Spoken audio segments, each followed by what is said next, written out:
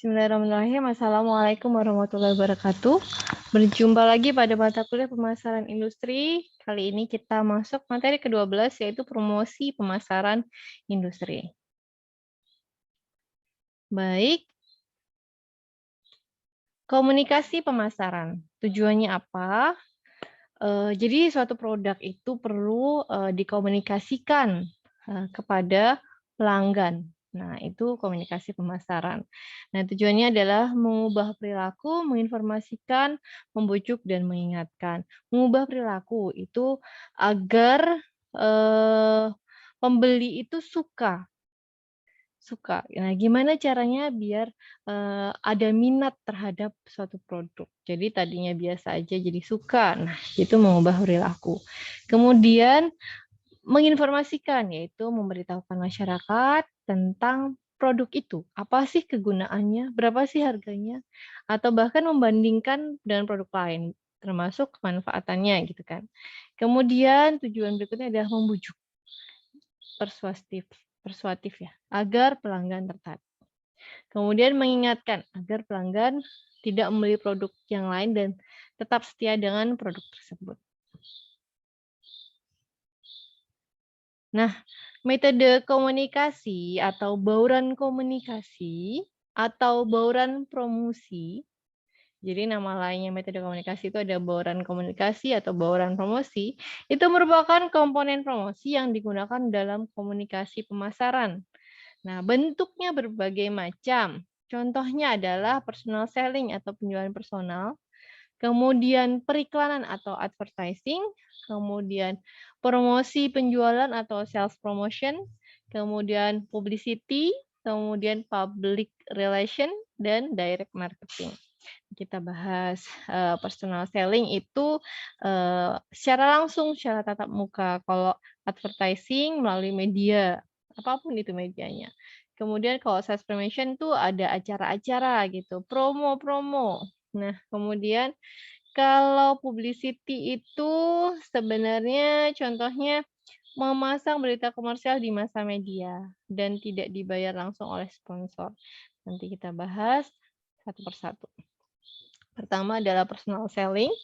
Nah, personal selling itu promosi yang diadakan oleh produsen untuk mempromosikan produknya dengan bantuan tenaga penjualan. Tenaga penjualan ini nanti akan langsung berbicara dan bertatap muka dengan calon pembeli.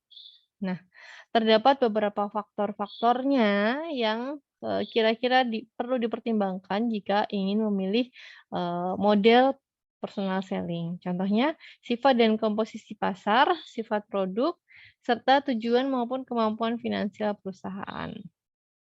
Nah, kalau sales engineer itu adalah tenaga penjualan industri yang memang dilatih secara teknis dan memang berorientasi pada hal-hal teknis, namanya juga engineer ya. Nah, kalau executive salesperson itu adalah tenaga penjualan yang berkompeten dalam hal teknis, tapi berbeda dengan yang dimiliki oleh sales engineer, serta produk dan jasa yang dijual tidak digunakan dalam kegiatan operasional perusahaan konsumen. Itu. Jadi cukup berbeda ya. Kemudian industrial supply sales person, ia menjual secara langsung di lapangan pada pasar industri. Ya, industrial supply salesperson. Nah, kemudian inside salesperson. Kalau ini tenaga penjualan yang menjual melalui fasilitas telepon atau komputer yang telah disediakan. Dan efektif jika terdapat hubungan yang baik dengan pelanggan dan tidak perlu dilakukan penawaran perorangan. Nah, kalau missionary salesperson itu tenaga penjualan yang bekerja dengan konsumen industri dan pihak perantara dengan kapasitas sebagai konsultan. Nah, jadi missionary salesperson, ia sebagai konsultan, inside salesperson, ia menggunakan fasilitas yang telah disediakan gitu dengan hubungan yang baik dan tidak perlu dilakukan penawaran perorangan. Kalau industrial supply salesperson, ia secara langsung di lapangan pada pasar industri. Eksekutif itu mirip-mirip sales engineer tapi ada pembedanya. Karena dia, memiliki kompetensi yang tinggi. Kalau sales engineer, ia memang dilatih secara teknis dan orientasinya hal-hal teknis, gitu. Jadi, itu perbedaan-perbedaannya. Kemudian yang kedua adalah advertising atau periklanan. Periklanan itu untuk mengkomunikasikan, mengajak, persuasif terhadap pembeli dan masyarakat yang ditargetkan untuk mempengaruhi tindakan dalam menciptakan kesadaran untuk membeli maksudnya, dan memperkuat perilaku yang diinginkan. Nah, perannya apa aja? Jadi, untuk mencapai orang yang berpengaruh dalam pembelian yang tidak terjangkau sebelumnya. Jadi kalau misalkan, door to door susah, penjualan langsung susah, dengan iklan, itu orang yang, susah dijangkau itu akan bisa dijangkau. Kemudian menstimulasi perolehan permintaan. Ya dari iklan yang tadinya tidak tahu jadi tahu ya, jadi terstimulus tuh keinginan untuk membelinya gitu, sehingga permintaannya pun naik harapannya. Kemudian memproyeksikan citra perusahaan. Nah, advertising ini juga berhubungan dengan citra. Citranya bagaimana? Apakah dari iklan itu iklannya elegan? Oh, terkesan citranya itu elegan juga. Kalau misalkan, dari advertising-nya tuh, oh ternyata harganya, bombastis murah gitu kan, berarti citranya, oh dia ekonomis gitu. Itu hubungannya sama citra. Kemudian menggunakan bauran promosi yang lebih ekonomis. Kemudian tujuannya untuk menyampaikan informasi, membujuk dan mengingatkan. Ya nggak jauh beda sama tujuan, utamanya yang tadi ya, yang sudah kita bahas.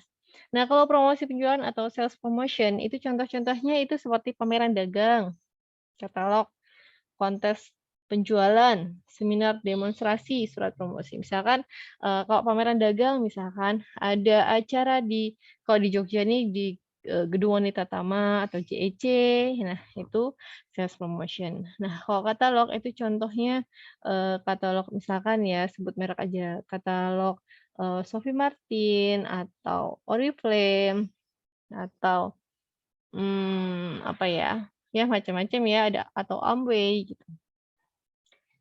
Dan lain-lain ya. Seminar demonstrasi ini, ada. Misalkan nanti ada, penyelenggaraan seminar, seminar apa sebenarnya itu, bentuk pemasaran juga. Nah, ini, langkah-langkahnya. Yang pertama menentukan tujuan promosi penjualan, kemudian menyeleksi sarana. Sarananya kira-kira apa yang masuk. Nah, kalau sudah ditentukan, diseleksi mana yang masuk, baru nanti disusun promosi, eee penjualannya. Nah, nanti tinggal pelaksanaannya, gitu. Kemudian ini adalah pemasaran langsung atau direct marketing, bisa melalui email, atau telepon, atau lewat online. Online itu bisa lewat web atau e-commerce, ya, gitu. Direct mail, telemarketing, atau pemasaran online. Pemasaran online bisa melalui web, bisa melalui, sosial media, seperti Instagram, Facebook. Kan ada, halamannya ya, halaman, untuk berjualan atau bisa juga melalui e-commerce. Nah, ini adalah perbedaan strategi promosi produk industri dan produk konsumsi. Ini ada 7 faktor. Tujuan promosi, bauran promosi, media periklanan, media promosi penjualan, tema periklanan dan promosi penjualan, anggaran promosi, dan tenaga penjualan. Nah, ini tujuannya kalau konsumen tuh jumlahnya besar, yang akan dikomunikasikan. Kalau industri, itu untuk pembeli profesional dan orang yang berpengaruh dalam keputusan pembelian. Nah, kalau, bauran promosi itu menggunakan periklanan, promosi penjualan, penjualan personal, nah seperti itu. Tapi kalau industri itu penjualan personal, kemudian barulah promosi dan iklan. Nah, ini agar menciptakan, lingkungan yang kondusif bagi penjualan personal. Kalau medianya itu bisa TV, radio, koran, majalah, papan, dan lain-lain, baliho ya. Nah, kalau yang ini memang, tertentu karena tidak semua beli. Jadi bisa dari jurnal perdagangan, majalah profesi, surat, atau direktur industri. Nah, medianya bisa apa aja. Nah, kalau ini tertentu. Kemudian kalau tema periklanannya, kalau untuk konsumsi itu gimana sih, untuk menarik sisi emosional daripada sisi rasional. Tapi kalau industri, ia, ditujukan pada pembeli profesional yang berpengaruh, gitu, dan lebih ke rasional. Nah, kalau anggarannya ini cukup besar. Nah, ini juga besar juga. Nah, kemudian, bedanya kalau ini biaya periklanannya biasanya lebih besar dari 5%. Sementara kalau pemasaran industri ya hanya 1-2% saja. Karena apa? Karena orangnya ini banyak sekali. Kok ini kan memang sudah terseleksi. Tenaga penjualannya itu melalui penjualan pedagang besar atau pengecer. Nah, kalau yang ini menggunakan tenaga penjualan perusahaan atau pabrikan. Walaupun ada distributor dan perwakilan ada gitu kan. Nah, kemudian pengembangan strategi promosi pemasaran industri. Nah, pengembangannya ini pertama menentukan tujuan komunikasi atau promosi. Tujuannya apa sih? Kemudian mengidentifikasi sasaran yang ingin dituju. Nah, nanti kalau sudah baru menetapkan anggaran promosi, anggarannya berapa. Kemudian mengembangkan strategi pesan, memilih medianya, mengukur dan evaluasi kira-kira efektif apa enggak, ganti apa enggak, mana yang tepat, baru nanti mengintegrasikan program komunikasi atau promosi. Nah, ini ada macam-macam anggaran promosi ya jenisnya. Ada metode semampunya atau affordable method, ada metode tujuan dan tugas atau objective and task method, ada metode persentase penjualan atau percentage of sales method, kemudian metode paritas persaingan atau competitive parity method. Nah, kita bahas yang pertama, metode semampunya. Itu anggaran ditentukan berdasarkan apa yang perusahaan pikir dapat dilakukan. Gitu. Kira-kira apa yang dilakukan, ya udah jalan aja semampunya. Gitu. Jadi tidak berpikir bahwa sebenarnya iklan itu komponen yang penting dan menjadi investasi. Gitu.